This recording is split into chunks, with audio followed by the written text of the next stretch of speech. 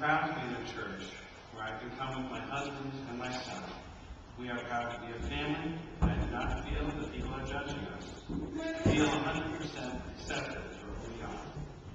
So for me, it did get better.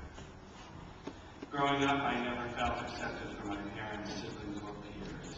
It was not possible because I did not accept myself. Here are some stories to illustrate how my life has gotten better. Growing up, I hid from myself. My father raised me and my two brothers to be tough men. He taught us how to box, and he would spank us with a belt and tell us not to cry. He never told us that he loved us. I was also raised to be a strict Catholic and followed every letter of the law. In fact, I wanted to be a priest. Being here kind of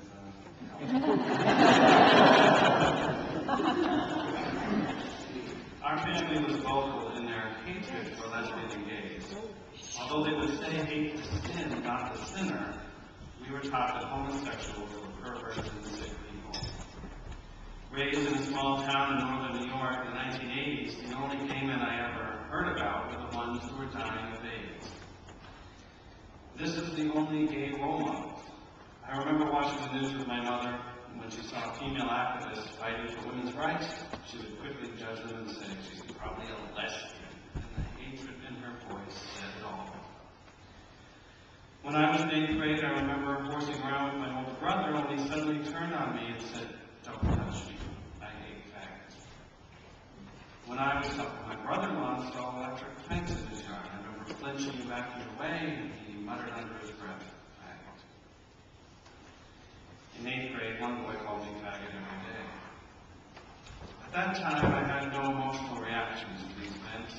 I felt numb.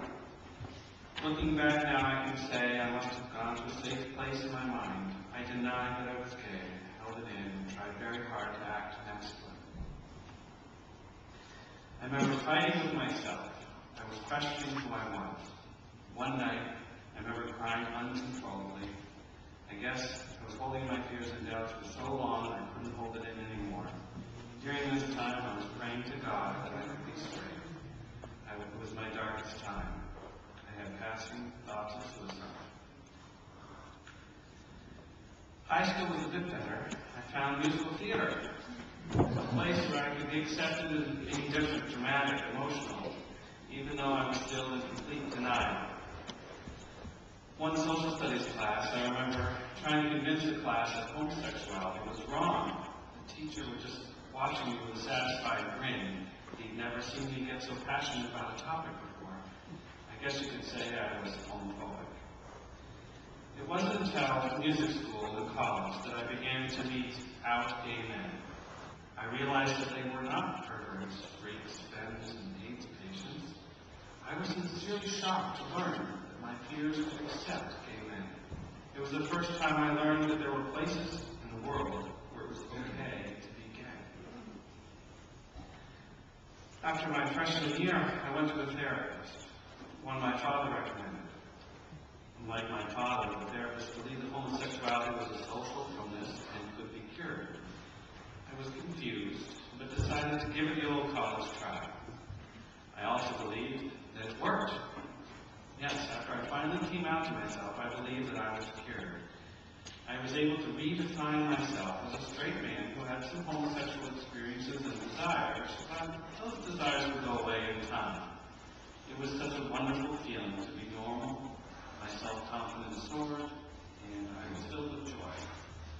Until one day, I went back to college and was passing a very attractive guy in the hall. Our eyes locked, and I felt a very strong attraction. Why would a straight man feel these feelings? I could choose my behavior. I could choose how I define myself. But I did not choose to feel those feelings of attraction.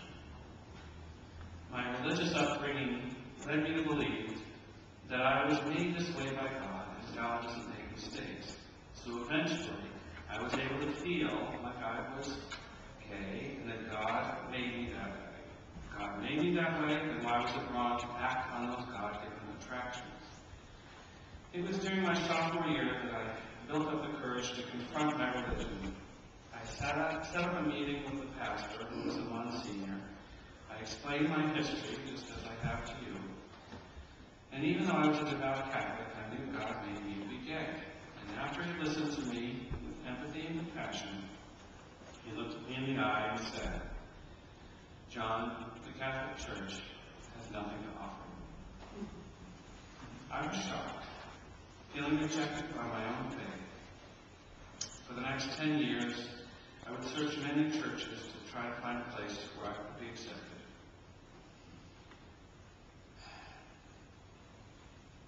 I remember the moment when I decided to come to North Parish. I thought it would be a place where I could grow some roots. I met with Lee back in 2002, and the most powerful thing that she said that helped me to decide that this was a place for me was when she was saying goodbye, and she wished me luck in my continuing search. Most ministers would pressure me to come back, try it out, read this book, they push their theology on you. It took such a weight off my shoulders and helped me realize that my search may not end now, but here was a safe place where I could search in good company, be free to think and share ideas together. As I reflect on the campaign, It Gets Better, I wondered how and why it gets better. It's been said, life isn't fair, but you get choices. In addition to being a music director here, I've been teaching the Burlington Public Schools, and I've been moved to try to help the youth there be comfortable with themselves. For 8 years, I was the advisor for the Gay Straight Alliance. I've tried to show my struggling students that they will have more choices when they get older.